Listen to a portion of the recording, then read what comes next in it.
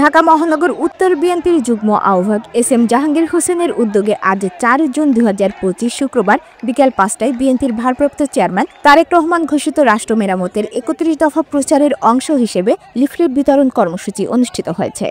উত্তরা থেকে প্রতিনিধি মোশাররফ হোসেনের তথ্য ও চিত্রে বিস্তারিত।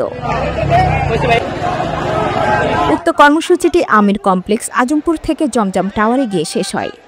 উক্ত লিফলেট বিতরণে আরও উপস্থিত ছিলেন উত্তরা পশ্চিম থানা বিএনপির আহ্বায়ক মেজবা উদ্দিন খোকন, যুগ্ম আহ্বায়ক আলাউদ্দিন আহমেদ, উত্তরা পূর্ব থানা বিএনপির আহ্বায়ক শাহ আলম, যুগ্ম আহ্বায়ক আমিনুল হক, খিলক্ষেত থানা বিএনপির আহ্বায়ক হাজী ফজলুল হক, যুগ্ম আহ্বায়ক মোবারক দেওয়ান, দক্ষিণখান থানা বিএনপির সাবেক সভাপতি শাহাবুদ্দিন সাগর, বিমানবন্দর থানা বিএনপির সাবেক সভাপতি জুলহাস পারভেজ, বিমানবন্দর থানা বিএনপির আহ্বায়ক মনির হোসেন ভূঁইয়া, উত্তরখান থানা বিএনপির যুগ্ম আহ্বায়ক মোহাম্মদ নুরু, তুরাগ থানা বিএনপি নেতা আলমাস আলী, ৫২ নম্বর ওয়ার্ড বিএনপির সভাপতি মুজিবর, সাধারণ সম্পাদক সিদ্দিক, ৫৪ নম্বর ওয়ার্ড বিএনপির সাধারণ সম্পাদক জাহাঙ্গীর হোসেন সহ ঢাকা ১৮ আসনের সকল থানার অঙ্গ সহযোগী সংগঠনের সভাপতি, সাধারণ সম্পাদকবৃন্দ।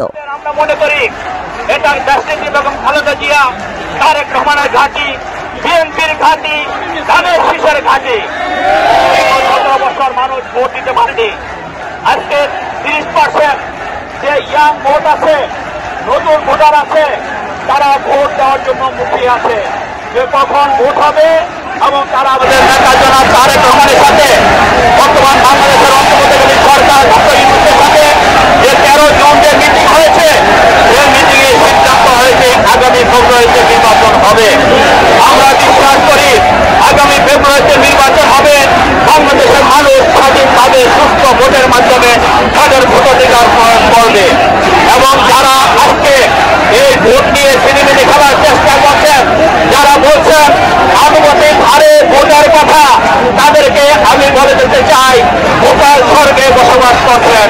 বাংলাদেশের মতো জায়গায় আনুপাতিক হারে ভোটের কোনো সুযোগ নাই।